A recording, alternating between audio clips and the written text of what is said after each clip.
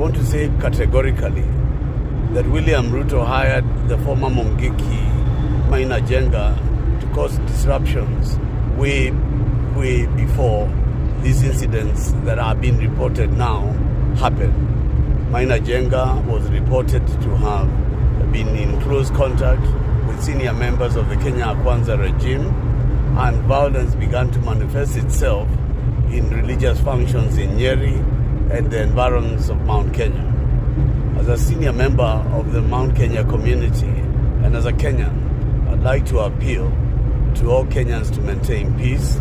I'd like to condemn in all uncertain terms the language and rhetoric that is heading towards the creation of justification for any violence in this country. My message to William Ruto: upende usipende, ulie usilie, Ruto must go. Masaa ya Kasongo imeisha, na ufanye yoyote utafanya. Wakenya wameamua, wamechoka na siasa za William Ruto.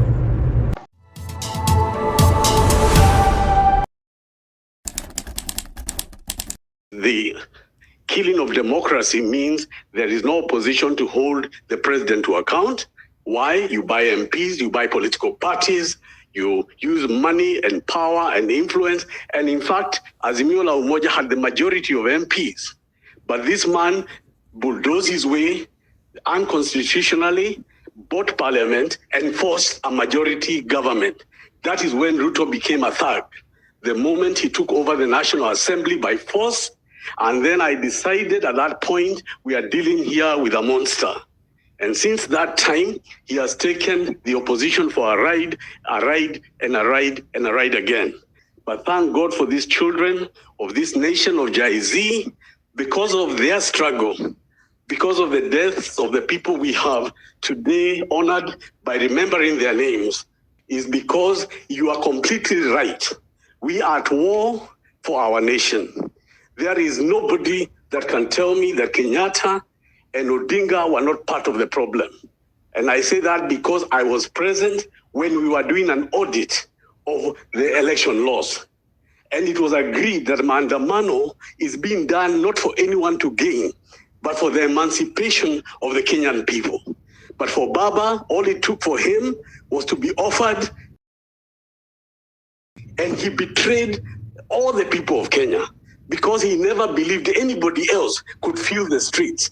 In fact, I remember when people used to fight Dr. Miguna from Nyanza, they used to say Miguna cannot feel the stadium. Miguna has no army, he has no military. They never said anything about his ideas or what he was saying was true or untrue. But what has now happened is an awakening across regions, tribe, across all gender, and people of Kenya have said no and have come out. And they are forcing certain things to happen. The second thing I want to raise is the issue of the military. You know, the law that directs Parliament to consider the deployment of military is contained in Section 241.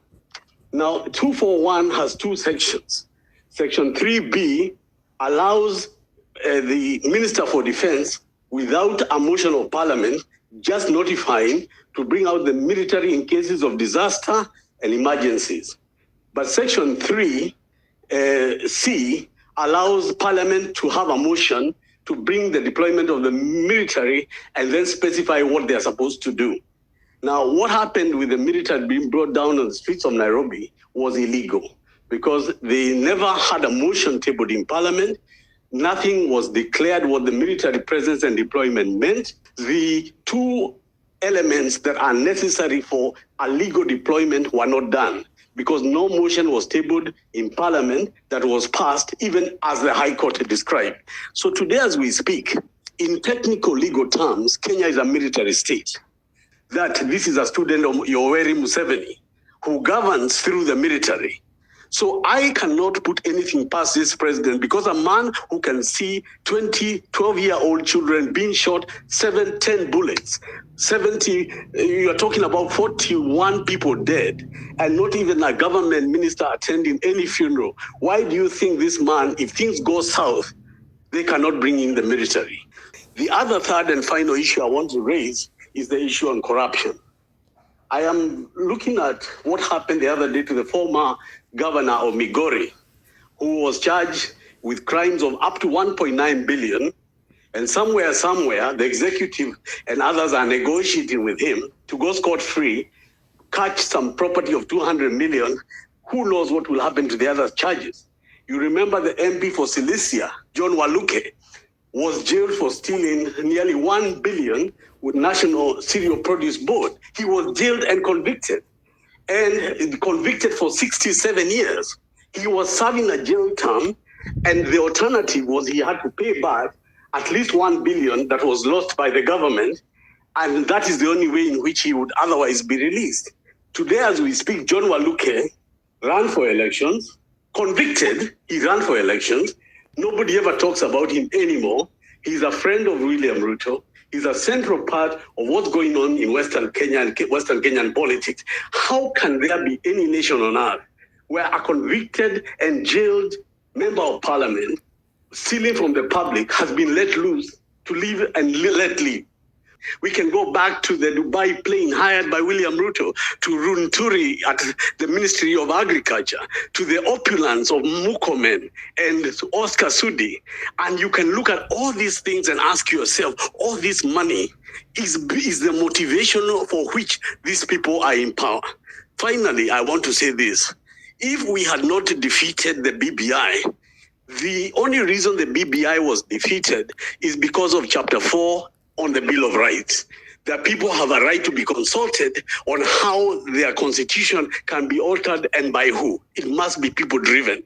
This time round, the Jay-Z and all of us who are here to discuss these issues are seeing a people-driven revolution for a better government, because there is no valid contract between the governed and the government. And we have a right, inherent right, to break that contract. Kenya is descending fast and unfortunately into political intolerance. The comments by senior officials of Kenya Kwanza regime that they intend to arrest the former Deputy President Rigathi Gachoka and other political players smells or sparks of the beginning of political persecution ahead of the 2027 general elections. I want to say categorically that William Ruto hired the former Mungiki Maina Jenga to cause disruptions way before these incidents that are being reported now happened. Maina Jenga was reported to have been in close contact with senior members of the Kenya Kwanza regime, and violence began to manifest itself in religious functions in Nyeri and the environs of Mount Kenya. As a senior member of the Mount Kenya community and as a Kenyan, I'd like to appeal to all Kenyans to maintain peace.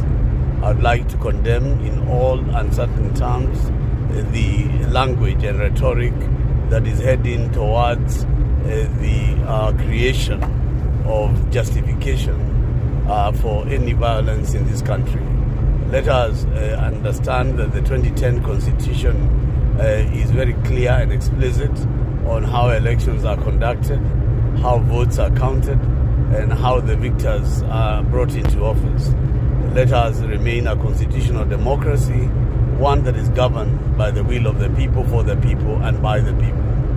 My message to William Ruto: upende usipende, ulie usilie, Ruto must go. Masaa ya kasongo imeisha, na ufanye yoyote utafanya. Wakenya wameamua, wamechoka na siasa za William Ruto. If you are new here, please subscribe to Sophia Live, because we do contents every day. Every day is a news day. Every day we do contents here.